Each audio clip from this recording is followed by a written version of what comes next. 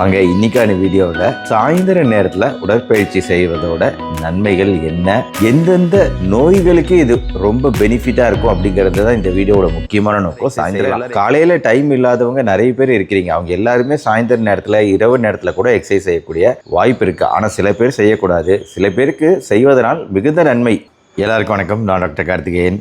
இப்போ தோசை வார்க்கிறோம் அப்படின்னு வைங்களேன். அந்த தோசைக்கல்லை நம்ம அடுப்பில் வச்ச உடனே நெருப்பு ஆன் பண்ணி உடனே மாவு எடுத்து ஊற்றினோம்னா தோசை வந்துருமாங்க? தோசை வராது. அந்த தோசைக்கல்லை நம்ம சூடு பண்ணணும். கொஞ்ச நேரம் அது ஒரு மிதமான சூடு நிலைக்கு வந்த பின்னாடி அதில் கொஞ்சம் தண்ணி தெளித்து பார்த்து ஆவி வருதா அப்படிங்கிறத பார்த்துட்டு தானே நம்ம தோசை ஊற்றுவோம். ஒரு தோசை ஊற்றுறதுக்கே அந்த சட்டி சூடாகணும் அப்படிங்கிற நிலை இருக்கும்போது நம்ம உடம்புக்கு உடற்பயிற்சி தரோம் அப்படின்னா அந்த உடற்பயிற்சி தருவதற்கு நம்ம உடம்பு ரெடியா இருக்கா அப்படிங்கிறத நீங்க என்னைக்காவது யோசிச்சு பார்த்திருக்கீங்களா? வாங்க இன்னைக்கான வீடியோவில் சாயந்தர நேரத்தில் உடற்பயிற்சி செய்வதோட நன்மைகள் என்ன, எந்தெந்த நோய்களுக்கு இது ரொம்ப பெனிஃபிட்டா இருக்கும் அப்படிங்கிறது தான் இந்த வீடியோவோட முக்கியமான நோக்கம். சாயந்தரம் எல்லாரும் எக்ஸசைஸ் செய்யலாம். காலையில டைம் இல்லாதவங்க நிறைய பேர் இருக்கிறீங்க. அவங்க எல்லாருமே சாயந்தர நேரத்தில் இரவு நேரத்தில் கூட எக்ஸசைஸ் செய்யக்கூடிய வாய்ப்பு இருக்கு. ஆனால் சில பேர் செய்யக்கூடாது, சில பேருக்கு செய்வதனால் மிகுந்த நன்மை. ஒன்னொன்னா பார்ப்போம். ஃபர்ஸ்ட் விஷயமாங்க, அறிவியல் பூர்வமா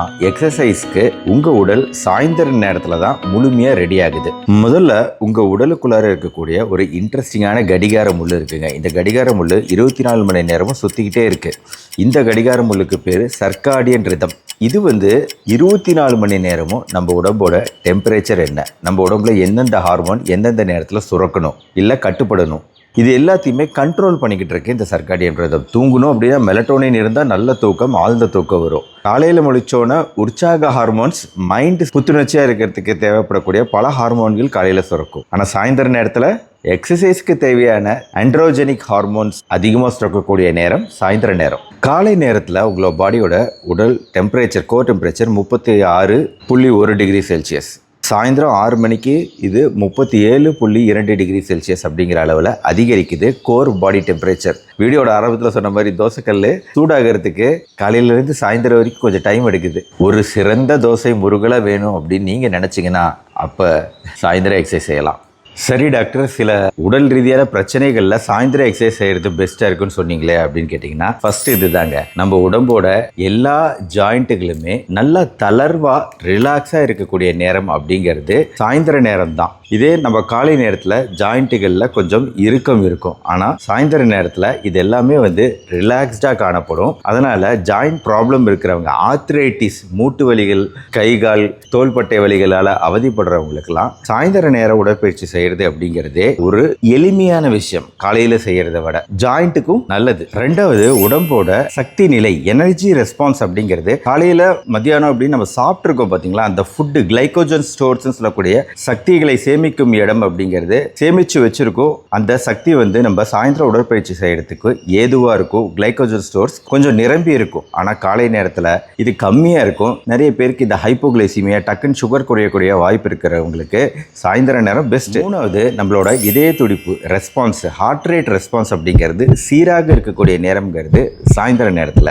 இது கார்டியோவாஸ்குலர் ரிஸ்க் இருக்கக்கூடிய இதய நோயாளிகளுக்கு ரொம்ப சேஃபான நேரம் சாயந்தர நேரம். அடுத்து நாலாவது, சர்க்கரை நோய் எடுத்துக்கோங்களேன். சர்க்கரை நோயில் சீராக ரத்த சர்க்கரை அளவுகளை மெயின்டைன் பண்ணுறது தான் இன்னைக்கு மிகப்பெரிய சேலஞ்சாக இருக்குது. குறிப்பாக சர்க்கரை நோயில் இரவு உணவுக்கு பின்னாடி நிறைய ரத்த சர்க்கரை அளவுகள் அதிகரிக்கக்கூடிய வாய்ப்பு இருக்குது. இப்போ ஆராய்ச்சிகள் என்ன சொல்லுது அப்படின்னா, சாயந்தர நேரத்தில் நம்ம எக்ஸசைஸ் பண்ணுறது, குறிப்பாக சர்க்கரை நோயாளிகள் உடற்பயிற்சி செய்யறது அப்படிங்கிறது எந்த வகையில் நம்மளுக்கு நன்மை அப்படின்னா, சாயந்தரம் எரிக்கப்படக்கூடிய எரிசக்தி அப்படிங்கிறது பின்னாடி இரவு நேரத்துக்கு தேவைப்படுது. இப்போ உடல் எடை குறைப்பு எடுத்துக்கோங்க. உடல் எடை குறைப்புக்கும் நிறைய கலோரிகளை எரிக்க வேண்டியிருக்கு. இதுக்குமே சாயந்தர நேரம் பெஸ்ட். இந்த சர்க்கரை நோயாகட்டும் இல்லை உடல் எடை குறைப்பவர்களாக இருக்கட்டும், இவங்களாம் ஏன் சாயந்தர நேரத்தில் எக்ஸசைஸ் பண்ணணும் அப்படின்னா, EPOC, excess post exercise oxygen consumption அப்படிங்கிற ஒரு கான்செப்ட் இருக்குங்க. இந்த போஸ்ட் எக்ஸசைஸ், நம்ம எக்ஸசைஸ் பண்ணின பின்னாடியும் நம்மளே அறியாம மூச்சை நல்லா ஆழமா இழுத்து விட்டுட்டு இருப்போம்.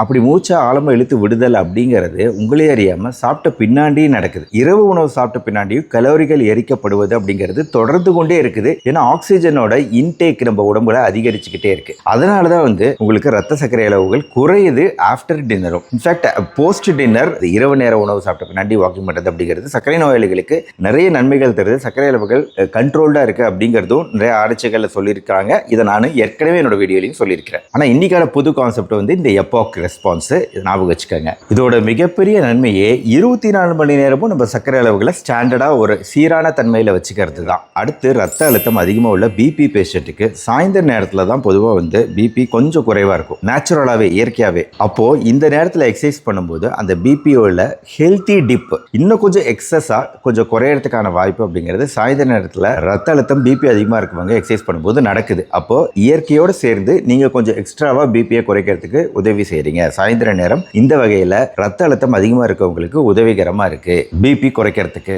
எடை குறைப்பு பற்றி ஏற்கனவே சொல்லிட்டு வெயிட் லாஸ் முயற்சி செய்கிறவங்களுக்கு சாயந்தர நேரம் நல்லது. ஏன்னா இந்த எப்பாக் அப்படிங்கிறது நீங்கள் இந்த காரோட இன்ஜின் இருக்கு பார்த்தீங்களா, காரோட இன்ஜினை ரொம்ப தூரம் நீங்கள் ஓட்டிட்டு வரீங்க அப்படின்னா ஒரு அரை மணி நேரம் காரை ஓட்டிட்டு வந்துட்டு நீங்கள் நிறுத்தினா கூட அந்த இன்ஜின் சூடு அப்படிங்கிறது தொடர்ந்து இருந்துகிட்டே தானங்க இருக்கும். அது ரொம்ப நேரம் இருக்கும் அந்த இன்ஜின் சூடு. அதே மாதிரி தான் நம்ம உடம்புல நம்ம அரை மணி நேரம் எக்ஸசைஸ் பண்ணோம் அப்படின்னா அந்த சூடு அப்படிங்கிறது நம்ம உடம்புல இருந்துகிட்டே இருக்கு. அதுதான் இன்ஜின் ஆஃப் ஆன பின்னாடியும் நம்ம உடற்பயிற்சியை நிறுத்துற பின்னாடியும் எரிசக்தி எரியறதுக்கு உதவி செய்யுது. வேற என்ன ஹெல்த் ப்ராப்ளம் இருக்கிறவங்களுக்கு இந்த ஈவினிங் எக்ஸசைஸ் பெஸ்ட்டாக இருக்குன்னு கேட்டிங்கன்னா, படபடப்பு மனசோர்வு இருக்கிறவங்கள சாயந்தரம் எக்ஸசைஸ் பண்ணுறது அப்படிங்கிறது அவங்களோட இந்த ப்ரெஷர் லெவல்ஸை குறைச்சி மன அழுத்தத்தை குறைச்சி ஃப்ரீயாக இருக்க உதவி செய்யுது. நல்ல ஹார்மோன்ஸு என்டார்ஃபின்ஸ்லாம் செக்ரீட் ஆகுது சாயந்தர நேரத்தில். அப்படிங்கும்போது இந்த எண்ணங்கள்லாம் குறையுதுங்க. நெகட்டிவ் தாட்ஸு எதிர்மறை எண்ணங்கள்லாம் குறையுது. மனசோர்வோட அறிகுறிகள் குறையுது. நல்ல தூக்கம் வரணுங்க, அதான மெயின். ஒன்லி திங், மனசோர்வு இருக்கிறவங்க டிப்ரெஷன் இருக்கிறவங்க எக்ஸசைஸ் பண்ணுறீங்க ஈவினிங்கில் அப்படின்னா தூங்குறதுக்கு ஒரு 3 மணி நேரம் முன்னாடி எக்ஸசைஸ் பண்ணி முடிச்சிடுங்க. ஜஸ்ட் பிஃபோர் தூக்கம் எக்ஸசைஸ் பண்ணுறது அப்படிங்கிறது ஒன்லி ஃபார் பிளட் சுகர் டயபெட்டிக்ஸ்க்கு. ஈவினிங் நேரத்தில் எக்ஸசைஸ் பண்ணுறது அப்படிங்கிறது உங்கள் உடம்புக்குள்ளே இயற்கையாக ஒரு ஸ்டீராய்டு பார்ட்டி நடக்கிற மாதிரி. அதாவது ஈவினிங்கில் தான் growth ஹார்மோன் அப்படிங்கிற ஒரு விதமான ஸ்டீராய்டு ஹார்மோன் அதிகரிக்குது. ஈவினிங்கில் தான் டெஸ்டோஸ்டீரான் அப்படிங்கிற அந்த மேல் ஆண்ட்ரோஜெனிக் ஹார்மோன் அதிகரிக்குது. இந்த ஹார்மோன்ஸ்லாம் அதிகரிச்சிச்சுன்னா உங்களோட வலி உணர்வுகளையே குறைச்சக்கூடிய தன்மை இந்த ஹார்மோன்களுக்கு உண்டு. நிறைய பேருக்கு பேக் பெயினால் அவதிப்படுவாங்க. அவங்களுக்கு கூட அந்த ஃப்ரீடமாக ஹாப்பியாக உணர்ந்தாங்க அப்படின்னா வலிகள் குறைஞ்ச மாதிரி இருக்கும். அந்த டெஸ்டோஸ்டீரான் இதெல்லாம் அந்த ஹாப்பினஸ் ஹார்மோன். அது ஒரு மாதிரி ஒரு எனர்ஜி பவரையும் கொடுக்கும், ஒரு ரிலாக்ஸேஷனையும் கொடுக்கும். இது ஈவினிங் நேரத்தில் அதிகமாக செக்ரேட் ஆகும். ஆல்ரைட்டுங்க, சாயந்தர நேரம் எக்ஸசைஸ் பண்ணுறதுல இருக்கக்கூடிய நன்மைகளை நான் சொல்லிட்டேன். எந்த ஒரு எக்ஸசைஸ் பண்ணாலும் கூல் டவுன் பீரியடுங்கிறது ரொம்ப முக்கியம். எக்ஸசைஸ் பண்ணி முடிச்ச பின்னாடி 5 to 10 minutes சவாசனா அப்படிங்கிற படுத்துக்கிட்டு ஒரு 5 to 10 minutes மெடிடேஷன் மாதிரி பண்ணுங்க. உங்கள் பாடியை கூல் டவுன் பண்ணி ரிலாக்ஸேஷன் ஸ்டேட்டுக்கு கொண்டு வாங்க. குறிப்பாக இரவு நேரத்தில் போஸ்ட் டின்னர் ஒர்க் அவுட் பண்ணுறவங்களுமே ஒரு மெடிடேஷன் ப்ராக்டிஸ் பண்ணி பாடியை இயல்பு நிலைக்கு கொண்டு வாங்க எக்ஸசைஸ் முடிச்ச பின்னாடி. மேலும் ரெக்கவரிக்கு தண்ணீர் முக்கியம். நம்ம எலக்ட்ரோலைட் தாதுக்கள் உப்புக்களோட பேலன்ஸ் முக்கியங்கிறதுனால தண்ணீரோ இல்ல எலுமிச்சை மோர் ஏதாவது ஒன்று நம்ம சாப்பிடலாம். பட் அஃப்கோர்ஸ் லேட் நைட்லாம் மோர் தேவைப்படாது. பட் சாயந்தர நேரத்தில் நம்ம எலக்ட்ரோலைட் அதிகமாக இருக்கக்கூடிய எந்த ஒரு நீர் ஆகாரமும் குடிக்கலாம் எக்ஸசைஸ் பண்ண பின்னாடி. பாடி ரெக்கவரிக்கு நல்லது. அதே மாதிரி சாயந்தரம் எக்ஸசைஸ் பண்ண பின்னாடி டின்னர் அப்படிங்கிறதுமே கொஞ்சம் புரோட்டீன் புரதம் கண்டிப்பாக உங்கள் உணவில் இருக்கணும். புரதம் இல்லாத உணவு இரவு நேரத்தில் சாப்பிடாதீங்க. வெஜிடேரியன் புரதங்கள் நான் சொல்லியிருக்கிறேன், நான் வெஜிடேரியன் புரதங்கள் சொல்லியிருக்கேன். இந்த புரதம்ங்கிறது ஒரு எசென்ஷியல் இன்கிரீடியண்ட்டாக உங்கள் உணவில் இருக்கணும் இரவு நேரத்தில். ராகி தோசை புரதம் தான், முட்டை புரதம் தான், நிறைய இருக்குங்க, நீங்கள் சூஸ் பண்ணிக்கோங்க. அடுத்து தூக்கம். நல்ல ப்ராப்பரான அமைதியான வெளிச்சமே இல்லாத ரூமில் தூக்கத்துக்கு கரெக்டாக போயிடணும். எக்ஸசைஸ் பண்ணிட்டு தூங்குறத தள்ளி போட்டு அது நம்மளுக்கான உடல்நிலை பிரச்சனைகளை அதிகரிக்கக்கூடிய வாய்ப்பு இருக்கு. கரெக்டா அந்த 7 to 8 மணி நேரம் தூக்கத்தை மெயின்டைன் பண்ணணும். எக்ஸசைஸ் பண்ண பின்னாடி இன்னொரு முக்கியமான விஷயத்த சொல்ல மறந்துட்டேன். குளித்தல் அப்படிங்கிறது ஆல்டர்னேட்டா சுடுதண்ணீர் பச்சை தண்ணீர் அப்படின்னு மாத்தி இந்த ப்ரொஃபஷனல்ஸ்லாம் இதை பண்ணுவாங்க. பெரிய பெரிய அத்லெட்ஸ்லாம் அவங்களோட பாடியை கண்டிஷனிங் பண்றதுக்கு ஒரு 2 நிமிஷம் சுடுதண்ணீர் குளியல், அடுத்து பச்சை தண்ணீர், மறுபடியும் சுடுதண்ணீர். இந்த ஆல்டர்னேட் டெம்பரேச்சர் நம்ம உடம்புக்கு கொடுக்கறது அவங்களோட பாடி ரெக்கவரிக்கு ஸ்ட்ரென்த்துக்கு உதவி செய்யும். நம்மளும் எப்போ டைம் இருக்கோ ட்ரை பண்ணி பார்க்கலாமே இந்த மெத்தடை. என்னன்னா எல்லா நாளும் வாரம் ஃபுல்லாக இந்த எக்ஸசைஸ் இன்டென்சிவாக இருக்கணும்னு அவசியம் இல்லை. ஒவ்வொரு நாளும் வெவ்வேறு விதமான வெரைட்டி ஆஃப் எக்ஸசைஸ் ஈவினிங்கில் பண்ணுறத முயற்சி செய்யுங்க. நானும் நிறைய ஈவினிங்கில் எக்ஸசைஸ் பண்ணி காமிச்சிக்கிட்டு இருக்கேன். என்னோட சேர்ந்து லைவ்ல நீங்களும் எக்ஸசைஸ் பண்ணலாம். ஆல்ரைட்டுங்க, நிறைய நன்மைகள் சாயந்தர நேரம் எக்ஸசைஸ் பண்ணுறது, அப்புறம் அந்த எக்ஸசைஸ் பண்ணி எப்படி நம்ம சேஃபாக ரெக்கவரி ஆகிறது, இந்த 2 விஷயங்களை இந்த வீடியோவில் நான் டிஸ்கஸ் பண்ணியிருக்கேன். இந்த வீடியோ உங்களுக்கு யூஸ்ஃபுல்லாக இருக்கும்னு நினைக்கிறேன். கண்டிப்பாக பிடிச்சிருந்துச்சுன்னா லைக் பண்ணி உங்கள் ஃப்ரெண்ட்ஸ் அண்ட் ரிலேட்டிவ்ஸ்க்கு மறக்காமல் ஷேர் பண்ணுங்கள். நம்ம சேனல் டாக்டர் கார்த்திகேயன். இது வரைக்கும் சப்ஸ்கிரைப் பண்ணலாம், சப்ஸ்கிரைப் பண்ணிங்க, ஃபாலோ பண்ணுங்கள். தொடர்ந்து இந்த மாதிரி ஹெல்த் வீடியோஸ் பார்க்க மறுபடியும் நாளைக்கு பார்ப்போம். நன்றி, வணக்கம்.